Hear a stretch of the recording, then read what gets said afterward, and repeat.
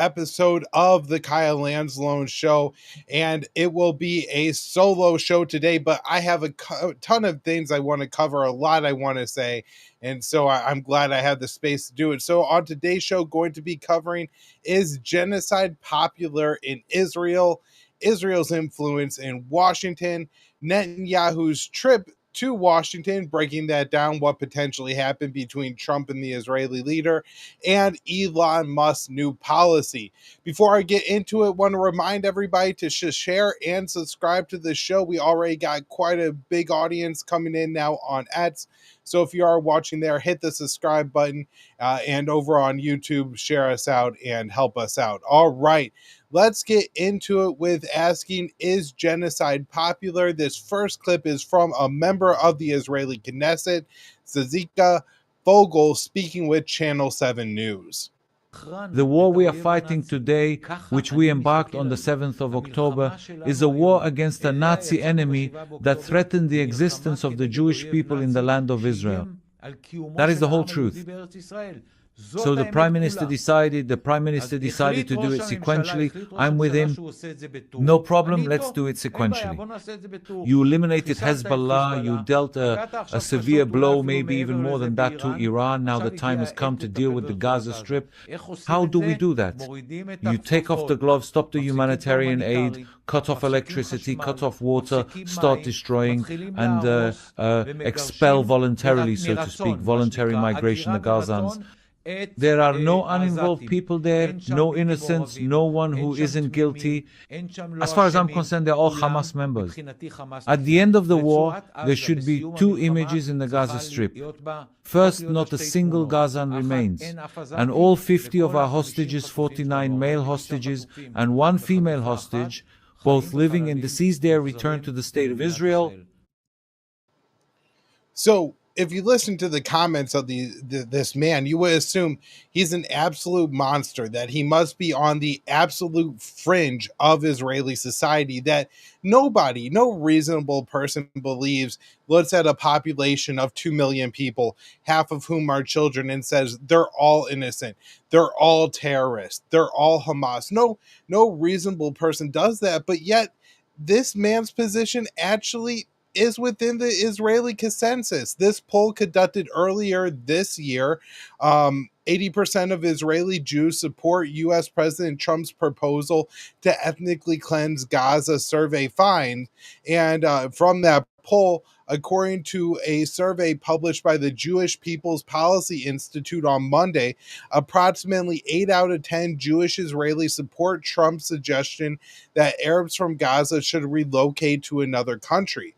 And so these statements, these monstrous statements that this man is making, is not the statement of a fringe man, somebody who is just on the absolute periphery of Israeli society, but yet he represents a feeling that a lot of other Palestinians agree to, which we need, not Palestinians, Israeli Jews agree to, which is we need the Palestinians to be gone. Listen to what he's talking about there. He's saying that Israel needs to take off the gloves. The strip has largely been flattened. Most of the homes are gone. Israel is paying contractors $1,500 per home in Gaza that they destroy, and it's incentivizing them to just destroy every home in sight. So they're destroying everything. All the hospitals in Gaza, all 36 of them have been bombed.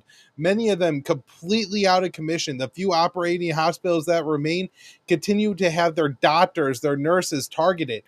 Recently, the director of the, I believe, Indonesian hospital, the hospital in Gaza City, he was killed along with his wife and one of their children, along with his brother-in-law and sister.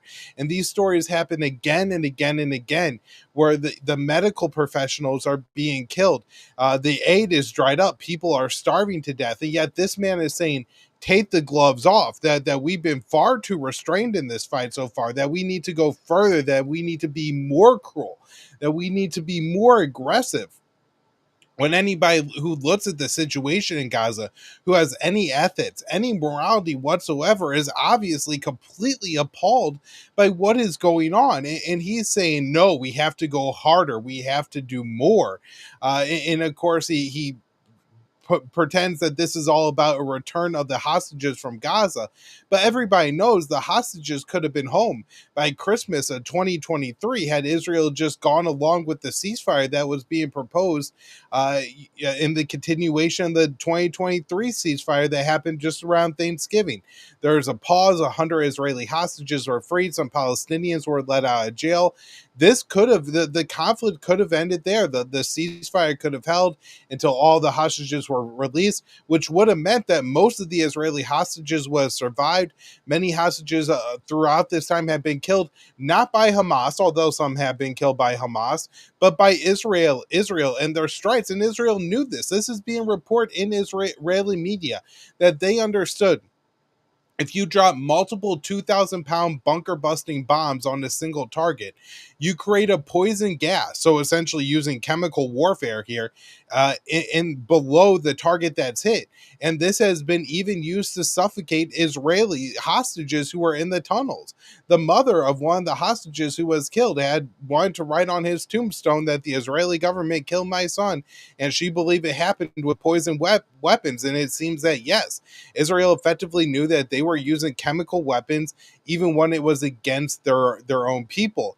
Edon Alexander, the American who was released, the Israeli government was saying, oh, we know where he is in the days before he was released.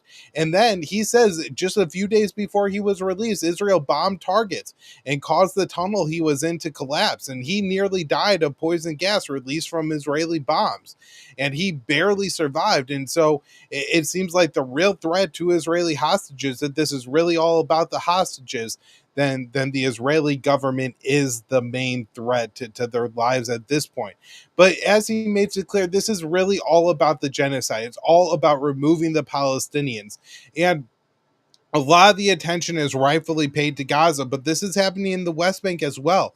Just a week ago, 15 members of the Knesset of Benjamin Netanyahu's Likud party, including the I believe deputy head of the Knesset, so major high-ranking people in Netanyahu's own party, are signing on to a letter saying it's time to annex the West Bank. And there's obviously another dozen members of the Knesset that agreed to this. The members of the party of Betzalel Smotrich, who himself is a settler. Itmar Ben Gavir, again, himself a settler. These are all people who want to see the annexation of the West Bank. And so they are talking about not just the ethnic cleansing, not just the removal of the Palestinians from Gaza, but the entirety of their homeland. This is a massive expansionist campaign by Israel going on right now. And it's really hard to watch everything that the Israeli government is doing because they're occupying southern Lebanon. They're continuing to bomb Lebanon. They're continuing to move forward and make more ground in Syria and take more villages in Syria, harass more civilians in Syria. But they're also they're waging war against the Iranians and against Ansar Allah in Yemen. But they're also slowly moving forward with this annexation of the West Bank, which will, of course, involve the ethnic cleansing of many Palestinians from there, just like we're seeing in Gaza. And so these monstrous comments, again, do not represent the fringe, but really the consensus. Now, I want to move on to this next article, but first remind people, share the show. We're trying really hard to build an audience here, build a community, bring the truth to as many people as possible. And to do that, we need the help from the audience, especially in the early days of shows like this. The algorithm is not going to boost somebody with an independent message like mine, relaying the truth, but not the truth that people want to hear. And so you have to help me get it out there. Be sure to share this episode and all the episodes I do. Head on over to the YouTube channel and subscribe. And so I have two articles that I wanted to bring up here.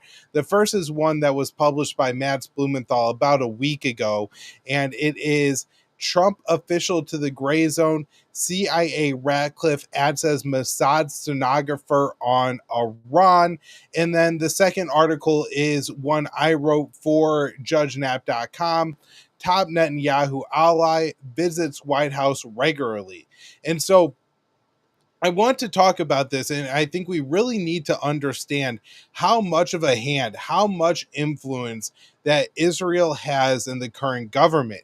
Now, it was a real threat to begin with. You have Donald Trump taking $100 million from Miriam Adelson, who, of course, her top issue is the expanding the borders of the Jewish state, the annexation of the West Bank, and so there's plenty of reasons to be concerned that the government was going to be captured by Zionists. But particularly, he had these people in his administration: Marco Rubio, Ratcliffe, Elise Stefanik, and previously Mike Waltz, who were all diehard Zionists who came through the Congress. And Matt Blumenthal did some really good reporting earlier this year, explaining and how APAC was saying, this was coming from APAC, but Matt is using his analysis here too, that basically what we had going on was a situation where coming through Congress means these candidates have all been thoroughly vetted by APAC. The Israel lobby controls elections on the primary level. When people get to vote normally, they're not choosing between a Republican who is an ardent Zionist and committed, and maybe a Democrat who's pro-Palestinian. The ballot is between a Zionist Republican and a Zionist Democrat every time, because they prop up these candidates during their primaries to ensure that that's the only selection that you get. And so when you have members of Congress now populating the administration, like Rubio, like Ratcliffe, like Tulsi Gabbard, these are all people who are definitely Zionist and committed to the Jewish project. And so Israel and Mossad have a lot of influence in the Trump administration. Now, what Matz explains in that most recent article, which is really important, is that the CIA director has even taken this a step further than what should be believable, and is just acting as a stenographer for Mossad. For a long time, the intelligence community, in the U.S., the military intelligence, held maybe a little bit of independence from the political weight of the White House when it came to Iran. They really didn't want to go to war with Iran.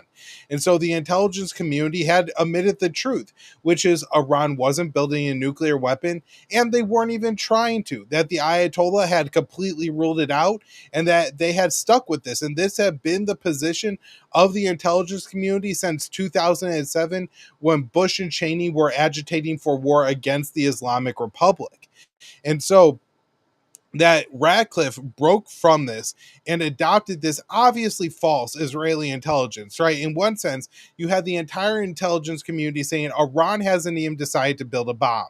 And then Israel is saying they could have a bomb in 15 days. Well, obviously, if they haven't decided to build a bomb, they're not 2 weeks away from getting one. They're basically saying that if Iran was completely prepared to build a weapon, that they could probably enrich their 60% uranium into a 90% uranium over the course of 15 days. Again, that's on 100% ideal conditions. And so it's just completely absurd that Iran is going to build a bomb in 2 weeks. And yet that is what our CIA director was telling the president of the United States. And worse, this is what the president of the United States was making his decisions on. And so the Netanyahu ally, Ron Dermer, the reason I really want to drive this point home and why I think it's so important is that he was key in removing Adam Boehler, who was Trump's hostage envoy, from the Gaza portfolio. He was negotiating with Hamas. He was going to get Edan Alexander released months before an Israeli bomb almost took his life, and probably could negotiate a larger ceasefire with Hamas, and shown that yes, it is possible to negotiate with Hamas. That's what Adam Boehler was going to do. And it was Ron Dermer, right? This is a member of the Israeli parliament, a member of the Israeli government, a government that takes $3.8 billion from the United States every year, but more than that, $18 billion in additional aid since 2023. Hundreds of billions of dollars in aid total. We build Israel's military bases. We shoot down Iranian rockets after Israel starts aggressive wars. This is a state entirely dependent on the United States government for protection, for their state to exist. And when we negotiated directly with Hamas to get an American out of Gaza, Ron Dermer called Adam Bowler and read him the riot act, yelled at the American official, and got the American official removed from the Gaza portfolio. That just shows how much influence this guy has. Apparently, Bowler was a friend of Jared Kushner's. That's how he got to the administration. That's Trump's son-in-law, by the way. And so the idea that Ron Dermer has this much influence, I think, should be of high concern. And if he's constantly lurking around the White House, then that means Israel has their finger in everything that Trump is doing, at least when it's concerned to the Middle East. And that's probably how they're able to stay in front of Trump. And, for example, if the U.S. was about to come to a deal with Iran, a nuclear deal that could have prevented Israel from attacking Iran, Dermer would have known, would have been able to go to Netanyahu and say, you got to launch the attack now and undercut Trump's diplomatic efforts with Iran. All right, so next up here, I want to talk about Netanyahu's trip to Washington, which is, I guess, ongoing. I was hoping that we would have some clips from a Trump Netanyahu press conference to play, but unfortunately, that press conference hasn't happened yet, if it's going to happen at all. So I got this statement from Trump speaking prior to Netanyahu coming in. This is him discussing on July 6th a potential ceasefire and hostage exchange in Israel. What will your message be on Gaza to Netanyahu? I think we're close to a deal on Gaza. We could have it this week. I think there's a good chance we have a deal with Hamas during the coming week, pertaining to quite a few of the hostages. Yeah. We've gotten a lot of the hostages out, but pertaining to the remaining hostages, quite a few of them will be coming out. We think we'll have that done this week. So, this again, we have Donald Trump saying the same thing he's been saying through his whole administration. Oh, we're working on a ceasefire. We're going to get a ceasefire. I do think it's possible that Hamas agrees to another ceasefire here and that they're going to give up some of the remaining living, maybe all of the remaining living hostages that they have to get that ceasefire deal. However, that will not end the war. And Netanyahu has made it very clear that he's not willing to agree to any ceasefire deal and hostage exchange deal that permanently ends the conflict. Now, this is kind of incredible because you would think that Netanyahu would be able to just say that he's going to end the conflict and then once all the hostages are out, restart it. And I think he would get away with it if he went down that road. But I think Netanyahu understands that a big part of the propaganda narrative, a big part of where Israel draws so much support from the United States, from his own base, probably in Tel Aviv, to continue the operations in Gaza, comes from the fact that Hamas is holding Israeli captives. And so I don't think Netanyahu wants a deal. And so Israel is going to say, no, we won't agree to a permanent ceasefire. No, we won't pull out of the Gaza Strip. No, we're not going to allow more aid in. One of the new problems that Hamas has is they say, we want international aid distribution in Gaza. If you read the reports of what's going on at the Gaza Humanitarian Foundation, the GHF sites right now, they are absolutely horrific. One Palestinian described it like the Hunger Games, and I was a little skeptical of that. And then he explained that there's not enough aid. And so what they do is they bring all the people near the aid sites. They blare a horn that says, go get the aid. Everybody runs over there. They fight with fists and knives, and they try to get the aid that they could get.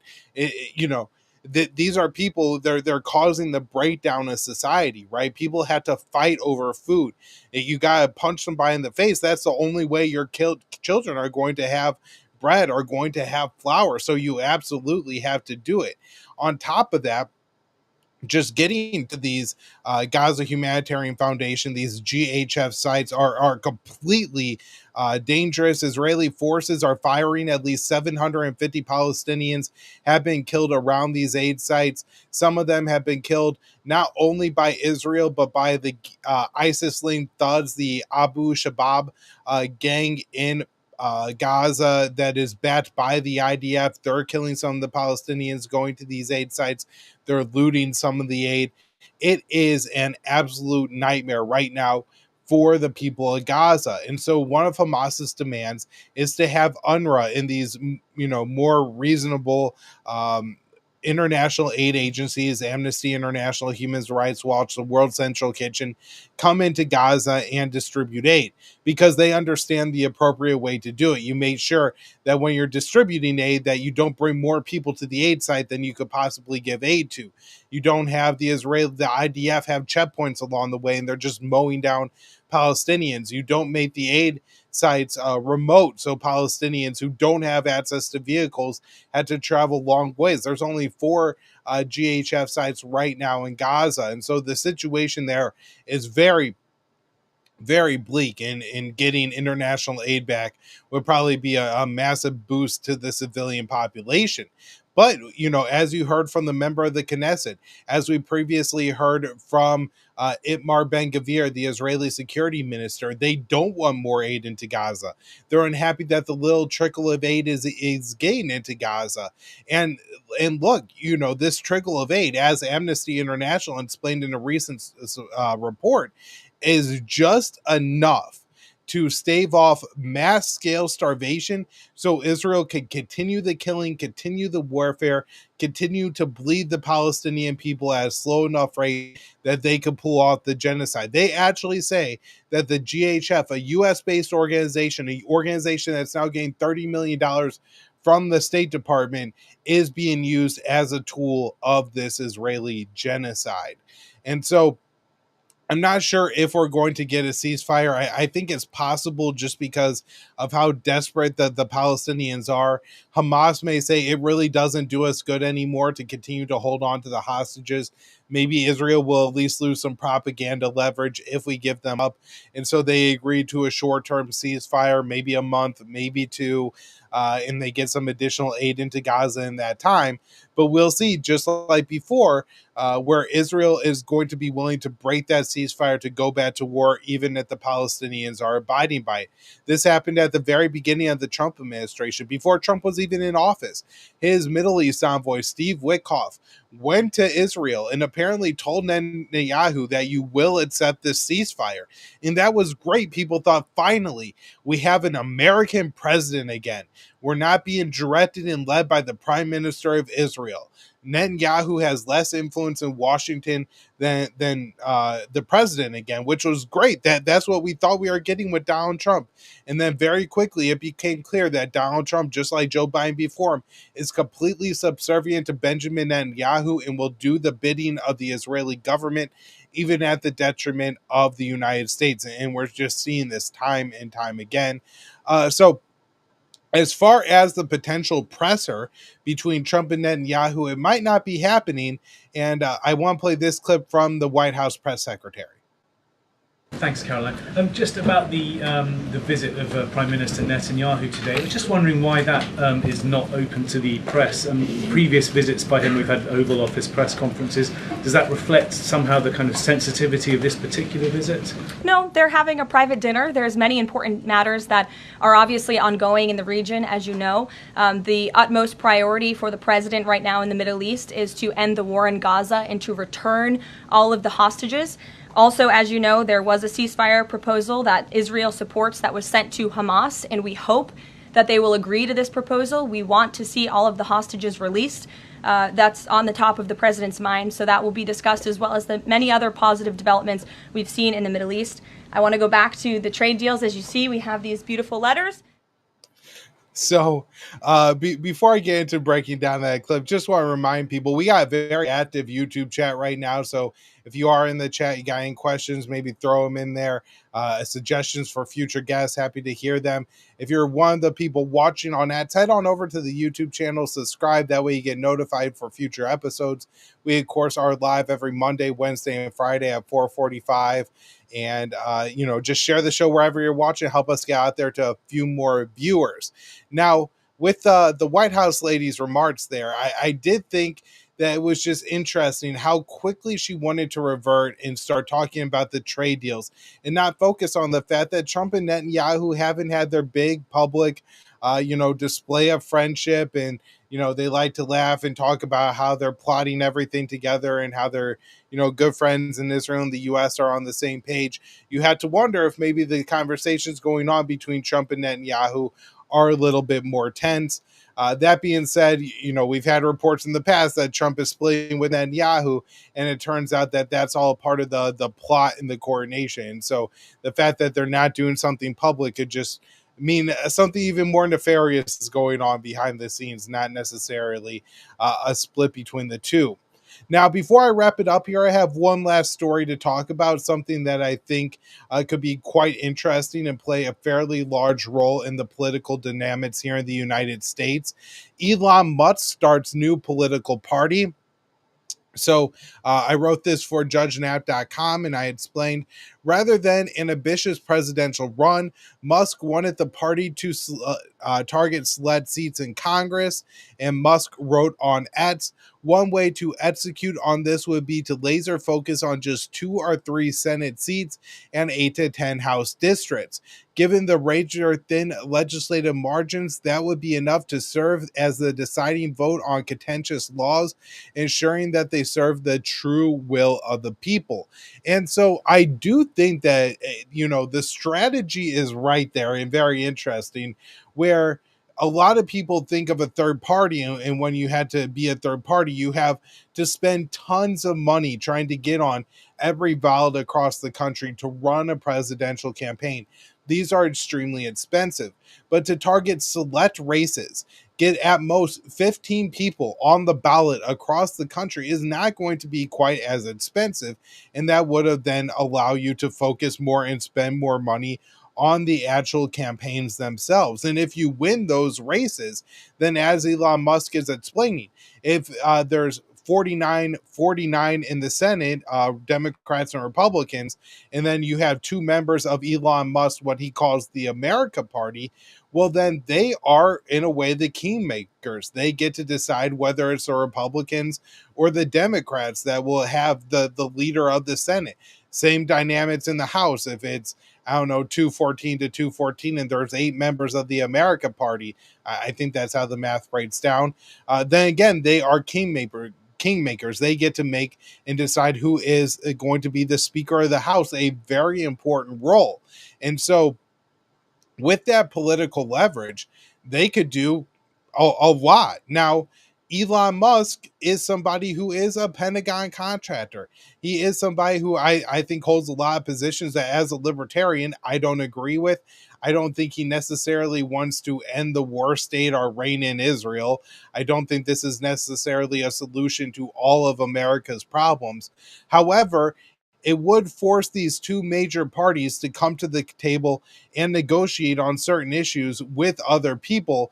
And given how entrenched the current bureaucracy is in the United States, and how much control Israel has, it certainly would be interesting to see this happen, and particularly because the candidates that would be funded by the American Party, they necessarily wouldn't necessarily be candidates that were hand selected by AIPAC. It would be hand selected by Elon Musk, and again, that's going to come with its own problems, and likely subsidies for electric vehicles, and government contracts for SpaceX and all kinds of other Elon Musk ventures. But at the same time, maybe this could help to break some of the iron grip hold that AIPAC and the military industrial complex have on Washington.